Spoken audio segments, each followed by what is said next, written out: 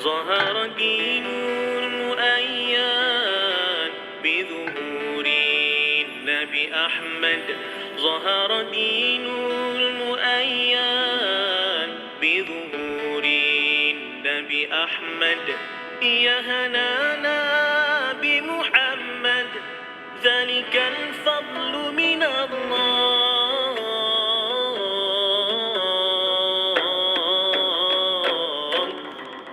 يا هنانا يا هنانا يا هنانا يا هنانا يا هنانا يا هنانا يا هنانا يا هنانا. Bismillahirrahmanirrahim. Assalamualaikum warahmatullahi wabarakatuh. Selamat petang pelajar darjah 5. Hari ini kita akan belajar mata pelajaran sirah dalam bab pelajaran kedua. Iaitu yang bertajuk nasab keturunan Nabi Ismail alaihi salam. Pelajar boleh melihat dalam video ustaz ini, ataupun kalau nak tengok lain iaitu tengok Kitab Sirah Darjah 1 muka surat 5. Maksud pengertian sirah. Pengertian sirah. Pengertian sirah adalah jalur keturunan dalam sesebuah keluarga. Maksud di sini adalah salah satu keturunan. Contohnya macam awak ada ayah awak. Keturunan awak, atas awak tu lepas ayah awak adalah atuk.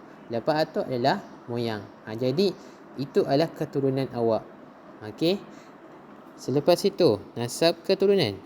Nasab keturunan adalah sesuatu yang sangat dijaga dalam syariat Islam. Maksud di sini adalah kita menjaga akhlak ataupun kepribadian dalam sesuatu keturunan. Contohnya moyang awak ni seorang imam masjid.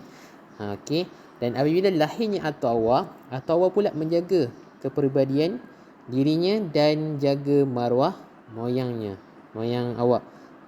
Contohnya kalau moyang jadi seorang imam, maka anak pun jadi seorang yang imam juga.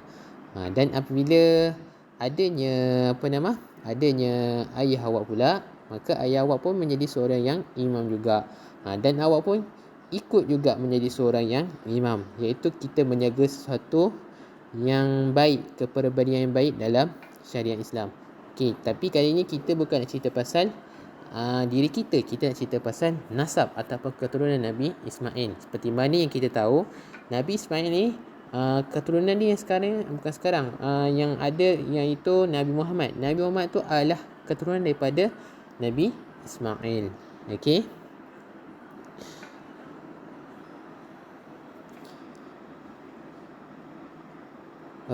Kita tengok yang sebelahnya pula.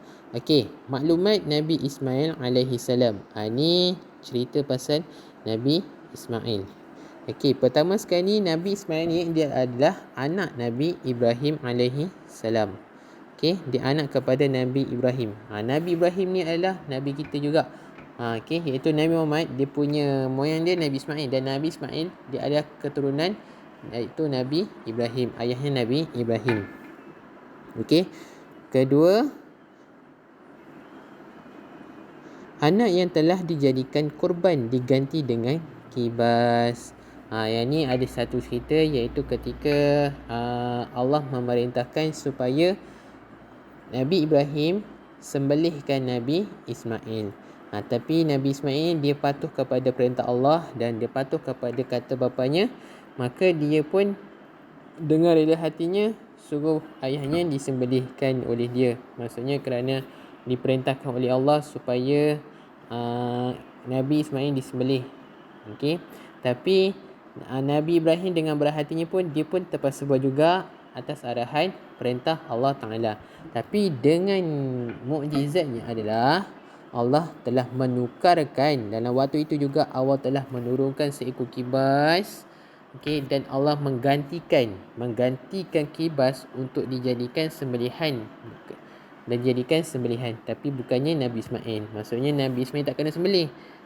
Allah tukar balik kepada kibas, dan kibas tu akan dijadikan sembelih. Lepas tu Nabi Ismail ini pula dia mempunyai 12 orang anak. Okey. Dan juga yang terakhir, beliau wafat pada usia 170 tahun. Sangat lama usia Nabi Ismail alaihi salam. Okey. Okey, kepribadian ayah Nabi Ismail alaihi salam. Okey, ni kita nak cerita pasal Nabi Ismail. Kita nak tahu kepribadian Nabi Ibrahim, iaitu ayah kepada Nabi Ismail. Kita nak tahu cerita pasal Nabi Ibrahim. Okey, Nabi Ibrahim ni adalah ayahnya bernama Nabi Ibrahim AS. Nabi Ismail dia punya ayah iaitu Nabi Ibrahim. Okey, beliau ni daripada keturunan Nabi Nuh alaihi salam. Okey. Seterusnya, dia merupakan salah seorang daripada 25 rasul. Okey, Nabi Ismail ni Nabi Ibrahim ni salah satu seorang daripada 25 rasul yang kita kena wajib ingat. Yang contohnya yang pertama sekali Adam, Idris, Nuh, Soleh, tu semua tu. Okey.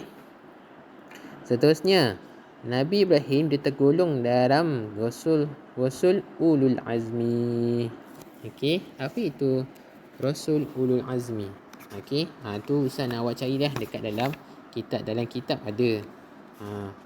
Okey, Ulul Azmi ni dia adalah gelaran yang diberikan kepada para rasul yang memiliki kedudukan tinggi dan istimewa kerana ketabahan dan kesabaran luar biasa dalam menyebarkan dakwah. Okey. Iaitu salah satu cerita iaitu Nabi Ibrahim ni pernah kena tangkap dengan seorang raja. Okey, dan dia dibakar. Tapi dengan mukjizatnya Allah telah berikan satu kuasa. Allah telah berikan satu mukjizat iaitu Nabi Ibrahim ni dia tidak terbakar ketika dibakar oleh Raja Namrud dan kaumnya. Iaitu Nabi Ibrahim ni dia kena tangkap oleh raja itu kerana menyebarkan ajaran yang baru, iaitu agama yang baiklah, yang mulia. Jadi Raja Namrud marahlah dan tangkap Nabi Ibrahim dan bakar dengan api yang sangat besar. Tapi dengan api yang sangat besar itu Nabi Ibrahim tak terbakar. Nabi Ibrahim berasa sejuk sahaja. Sehingga kan semua keliling orang itu semua pelik apa yang telah berlaku itu. Okey, jadi dengan mukjizatnya Nabi Ibrahim pun tidak pun terbakar. Okey, pengajaran daripada kisah Nabi Ismail alaihi salam. Okey, kisah Nabi Ibrahim salam ni pengajarannya adalah kenalah bersungguh-sungguh berdakwah ke jalan Allah. Iaitu kita kalau seorang Islam ni kalau nak menyebarkan ajaran agama Islam, kita kena bersungguh-sungguh. Bukannya ala kadar, bukannya nak marah-marah ke tidak, tapi kita bersungguh-sungguh. Bersungguh-sungguh supaya orang di sekitar kita ni masuk dengan agama Islam. Kerana agama Islam adalah agama yang sangat baik pada akhir zaman ini. Dan memang akan digunakan sehingga akhir zaman. Okey, kedua, bersabar atas ujian. Ingat, setiap apa yang berlaku pasti ada hikmah. Setiap yang ada dugaan, ujian dan cabaran pasti ada hikmah. Okey. Dan ketiga, bersabar mendirikan solat. Bukan bersabar, bersegera mendirikan solat. Masuk je azan, terus solat. Dah lepas azan tu, terus solat. Tak boleh lah, janganlah macam contoh macam dalam keadaan PKP ini, awak dah dengar azan tapi sekejap lah nak main phone jap, sekejap lah nak tidur sekejap. Tak. Kita sebagai pengajaran ikutlah cara Nabi kita, iaitu lepas azan ni kita terus solat. Okey. Dan yang seterusnya, yang terakhir sekali adalah tidak pernah putus asa. Jangan pernah putus asa. Biarlah orang nak mengata kita apa pun. Yang penting kita buat cara yang betul dan tidak melanggar syariat Islam. Biarlah orang nak kata apa. Kita nak buatlah. Yang penting kita buat perkara yang betul. Jangan buat perkara yang tidak elok. Okey. Sekarang ni kita nak tahu kepribadian ibu Nabi Ismail pula. Siapa ibu Nabi Ismail? Okey, ibu Nabi Ismail namanya, ibunya bernama Hajar. Okey, seterusnya dia penyebab munculnya mukjizat air Zam-Zam di Mekah.